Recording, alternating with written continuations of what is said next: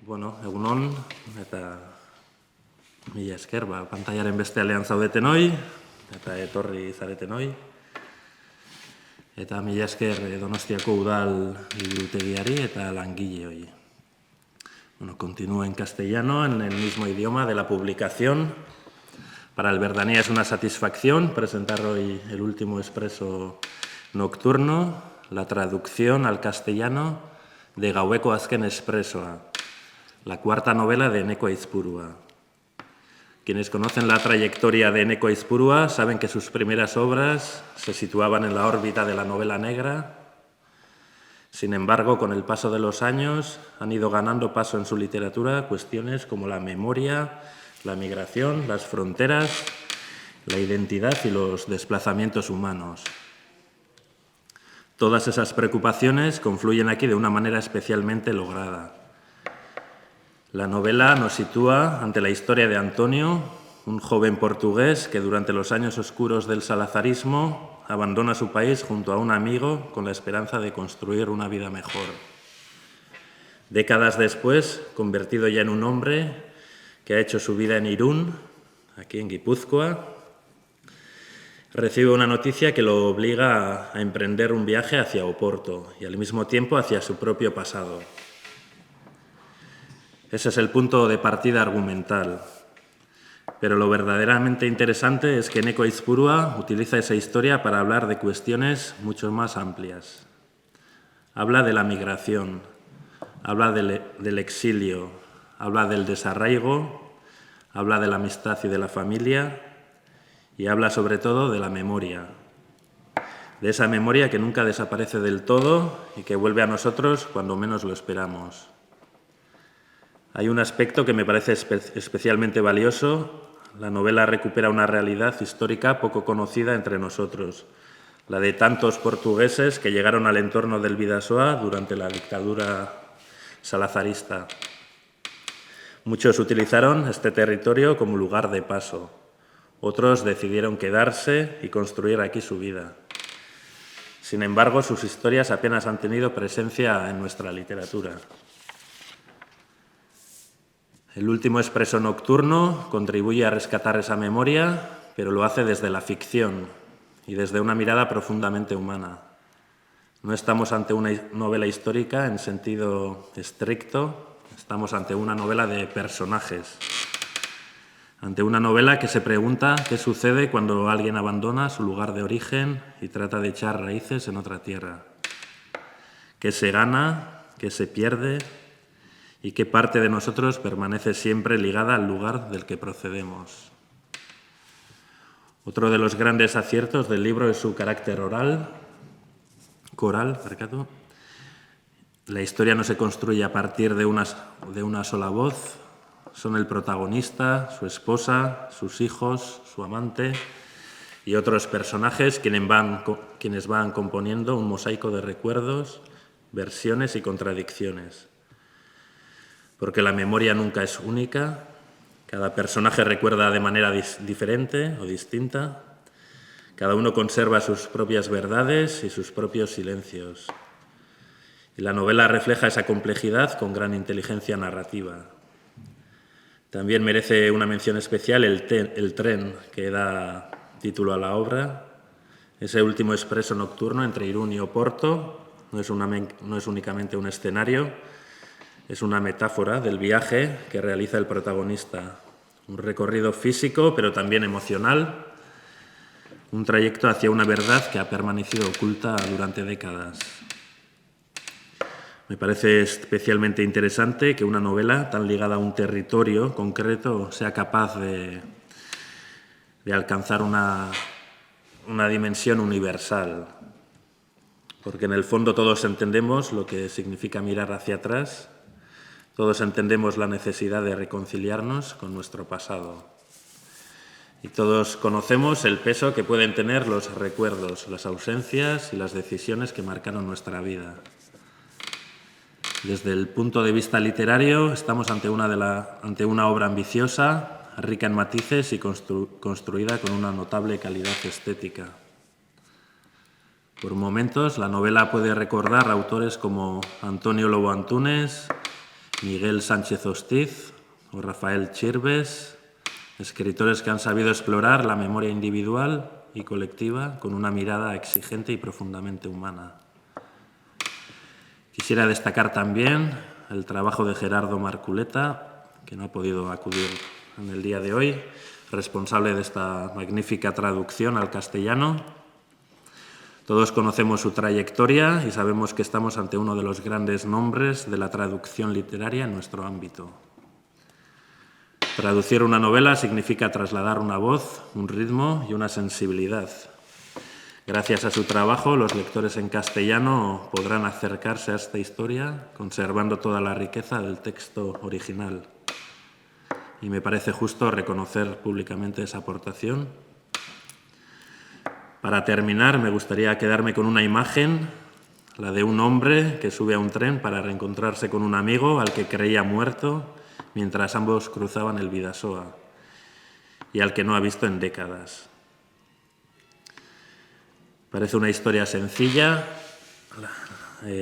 pero a medida que avanza el viaje comprendemos que también está viajando hacia los lugares de los que nunca consiguió marcharse del todo. Creo que esa es la gran fuerza de esta novela. Habla de portugueses, del río Bidasoa, de Irún y de Oporto.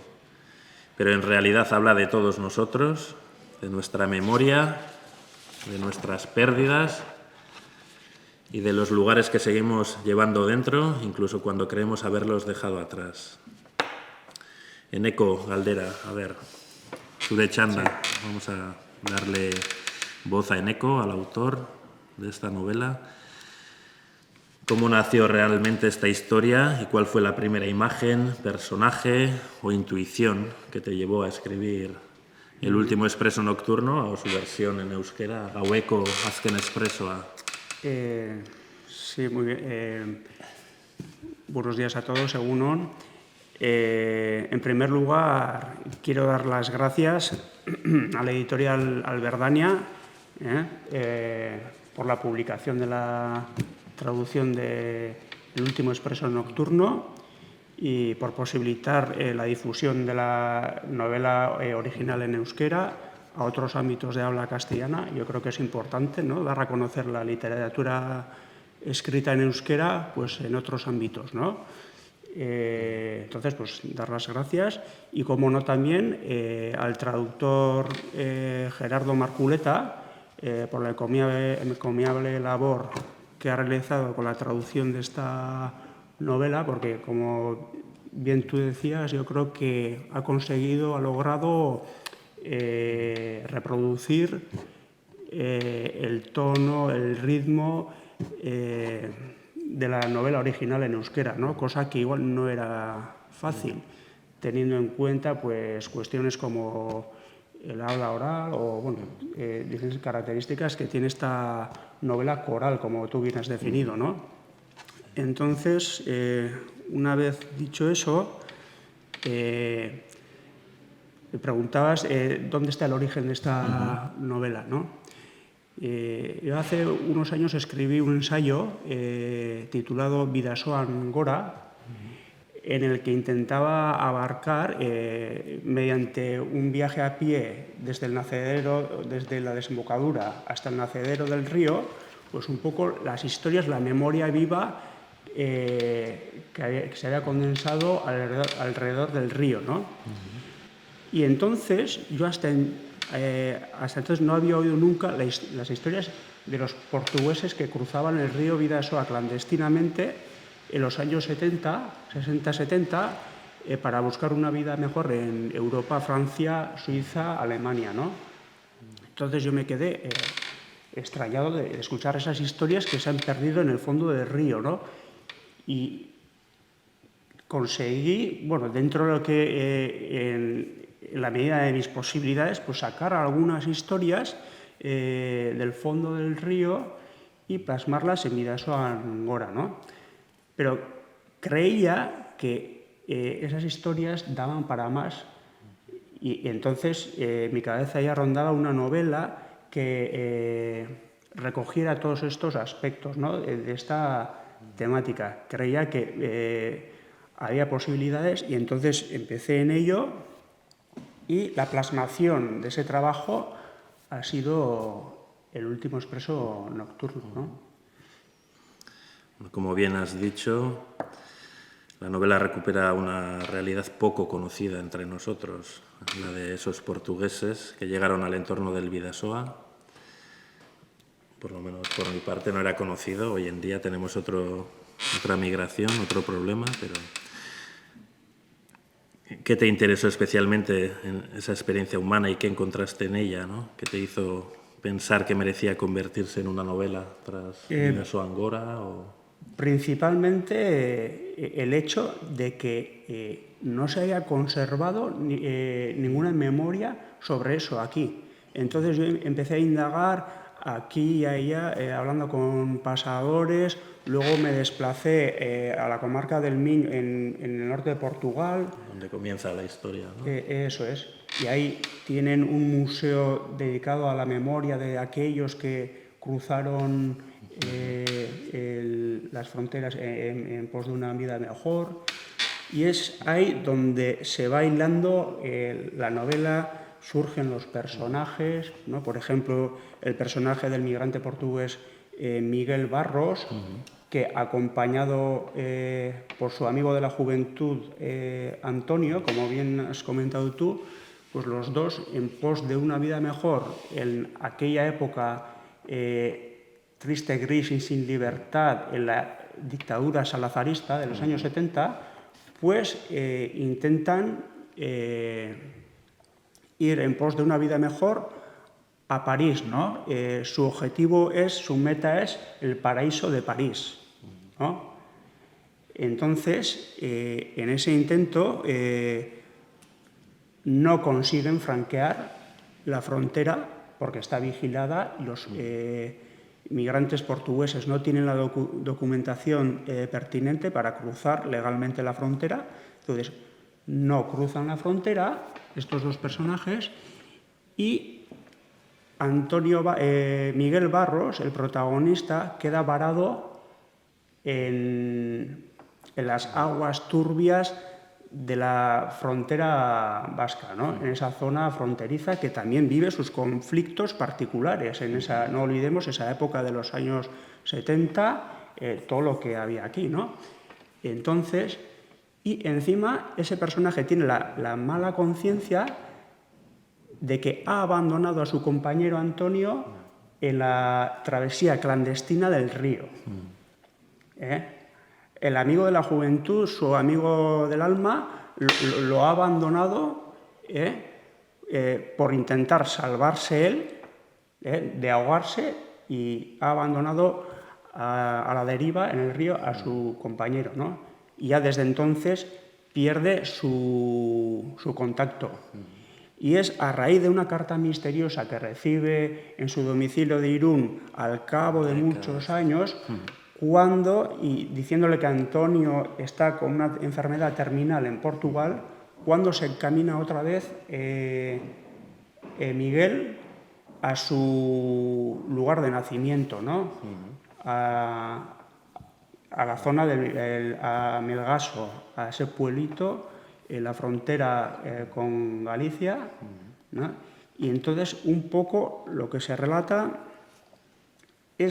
son esas vivencias, ¿no? Por una parte, el viaje de regreso a su patria en el último expreso nocturno, sus pensamientos, las memorias condensadas durante años, su sin vivir o su modo de salir adelante en su nueva patria, que es aquí, en Euskal Herria, en la zona fronteriza, que también, como hemos dicho, tiene sus conflictos, y todo ello alrededor de la mesa de un psicólogo también, ¿no? Porque en la novela, como bien has definido, es una novela coral que se desarrolla en la consulta de un psicólogo, en el que participan Miguel Barros, que ya cuando vuelve después de su huida de casa, lo llevan al psicólogo y dicen, bueno, vamos a analizar qué ha pasado.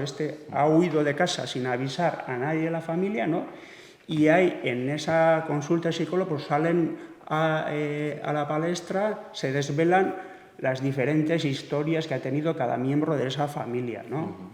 Empezando por él mismo, la mujer, los hijos, la hija, por ejemplo, que ha ido emulando a su padre en busca de una vida mejor a París, y ha llegado a París, pero ahí se encontrará con otros conflictos que tendrá que abordar también. Entonces, en torno, como tú bien has definido, es una novela coral, y en torno a esas voces diferentes se teje una narración fragmentada, ¿no?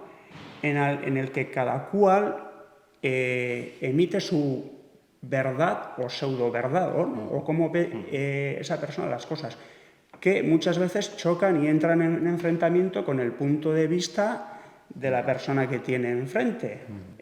Al final han vivido todos juntos, pero todos tienen una forma distinta de ver la misma realidad, ¿no? Y yo creo que uno de los puntos fuertes de la novela es ese, ¿no?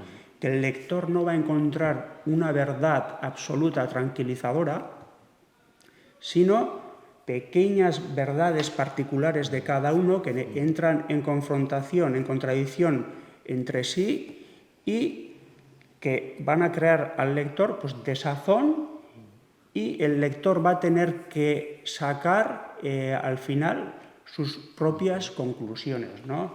No es una novela de tesis, dice, bueno, la idea es este punto, no.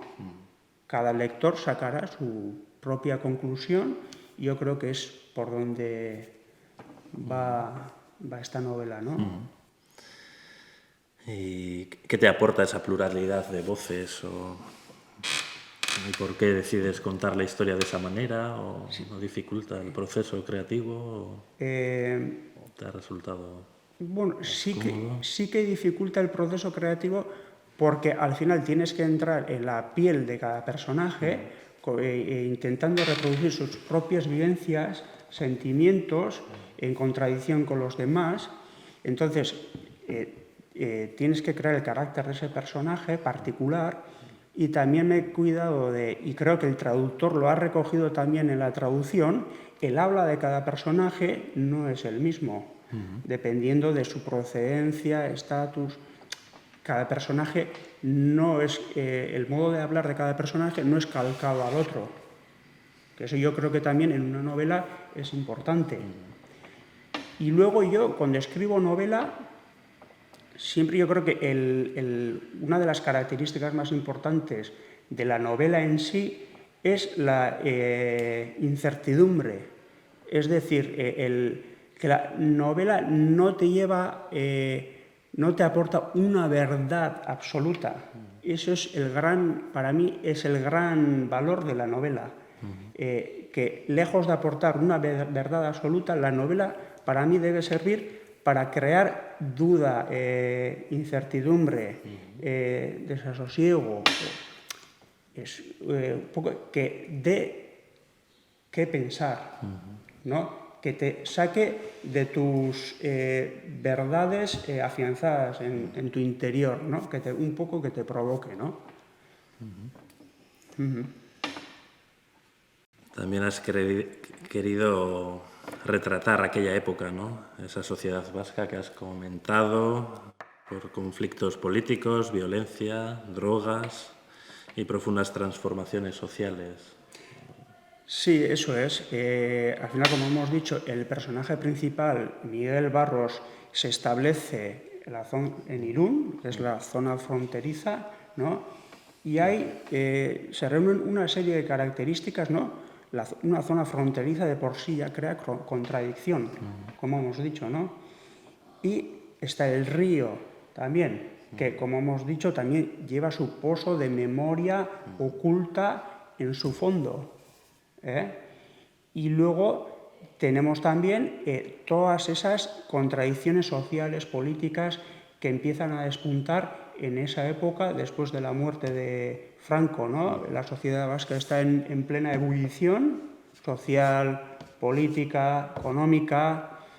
Hay migración no solo de la zona de Portugal, sino de otras partes de la península ibérica, y eso crea una serie de contradicciones, y yo creo que en esa época es muy importante porque ahí se va un poco afianzando lo que luego estamos viviendo hoy en día, ¿no? Es en esa época donde se establecen un poco las bases, pues con la llamada transición española y luego las contradicciones que se crean en la sociedad, bueno, y eso aúna en ese punto concreto de la frontera, y en esa localidad, y entonces yo creo que era el punto idóneo para plasmar esta novela, que al mismo tiempo tiene esa vertiente local, pero luego tiene esas ramificaciones que nos llevan, por ejemplo, a Portugal, a la zona, zona fronteriza del Miño, luego nos lleva a París, donde están una de las hijas de la familia de Miguel Barros, y bueno, ahí vamos viendo al final diferentes lugares geográficos se unen, ¿no?, en esta zona concreta de Irún, ¿no? Y bueno, y también quería comentar un poco, pues, bueno, ya lo has hecho tú, pero bueno, un poco las influencias que he tenido a la hora de escribir la novela. Pues, por ejemplo, has mencionado, por ejemplo, el escritor portugués, los Chirves también. Bueno, pues hay una serie de influencias que me han servido para, bueno, aunar este libro, ¿no? Vemos que el Bidasoa aún sigue alimentando memoria, ¿no? Bueno, sigue recogiendo, desgraciadamente, ¿no? Ampliando esa memoria, el mismo Bidasoa, y tenemos otro problema, ¿no? O de una procedencia distinta a la de esta novela, y no sé si quisieras transmitir algo, alguna... Sí, en relación a eso... Si pudieras transmitir algún mensaje... Sí, en relación a eso, pues bueno, al final pasan los años, pasan grupos sociales nuevos, pero al final se repite, la historia se repite, ¿no? De aquellos años en los que migrantes portugueses cruzaban la frontera, hoy en día son gentes venidas de África o de otras partes del mundo, ¿no?, que otra vez, ¿no?, se repite la historia, las mismas tragedias, y entonces, bueno, eso nos debería llevar a pensar, ¿no?, sobre en qué mundo vivimos, ¿no? Y yo creo que la lectura de esta novela, bueno, pues también es actual, porque aunque está situada en esa época que hemos hablado de los años 70, como tú bien has comentado, bueno, pues estos mismos problemas sociales se reproducen, ¿no? Y precisamente por eso su lectura es muy actual, ¿no? Oso ondo. Inor galerarik balu, egin dezala. Igual yo me preguntaba, ¿has cogido algo de música de los años 70? Era muy importante. Estuvimos el otro día con Muguruza, estaba metido la movida aquellos años 70. No sé si es incluido algo de eso. Sí, en toda la novela se incluyen diferentes canciones que nos ayudan a entender también aquella época. Yo creo que la música también te permite entender, ¿no?, cómo fue aquella época de una forma más directa, ¿no? En ese caso, pues, por ejemplo, la época que has mencionado también, por ejemplo, del rock radical vasco, pues, al estar precisamente en Irún, en esa zona, pues aparecen canciones Cortatu, que hablan de la conflictividad social, las drogas que se vivía en aquel entonces. Luego también aparece canciones portuguesas, fado, al ser el protagonista principal un migrante portugués, pues bueno, muchas veces recuerda, ¿no?, su patria, su juventud, tal, por medio de esas canciones, ¿no? Por ejemplo, cuando vuelve otra vez a la patria, lo primero que le llama la atención es un fado que oye, ¿no?, que no había escuchado desde su juventud, ¿no? Entonces, pues bueno, la música sirve, ¿no?, para eso, para hacernos partícipes de esa complejidad social también, ¿no?, en su modo.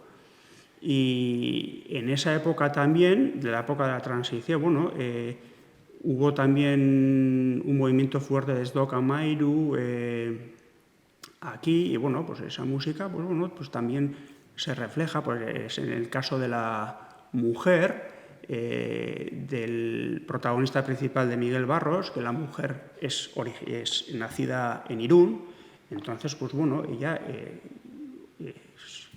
aficionada o le gusta ese tipo de música, y en la novela también pues aparece, ¿no?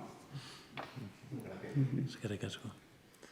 Y por último, si no hay otra pregunta, me gustaría saber, conocer tu estado actual, ¿no?, de creatividad, si sigues escribiendo en relación a la memoria, o si vas a volver a la novela negra, o si te llama volver a escribir la novela negra. Sí, bueno, desde que escribí este libro ya han pasado casi 4 años, entonces en todo este intervalo de tiempo, bueno, he estado enfrascado en otra novela. Es una novela negra. Y tiene relación en cierto aspecto con la memoria, porque también está localizada justo en esa época, ¿no? Hemos comentado antes la transición y qué consecuencias jurídico-políticas tuvo en el devenir de la sociedad vasca también. Y bueno, pues estoy enfrascado ahora en este momento pues en esa novela negra, que al mismo tiempo es sobre la memoria también, ¿no? Entonces yo creo que tiene varios ingredientes que espero a ver si consigo de un modo u otro organizarlo y llevarlo a buen puerto, ¿no? Entonces... Muy bien, pues primero os invitamos a leer esta novela. Y bueno, después, cuando lleguen más, estaremos encantados de leerlas.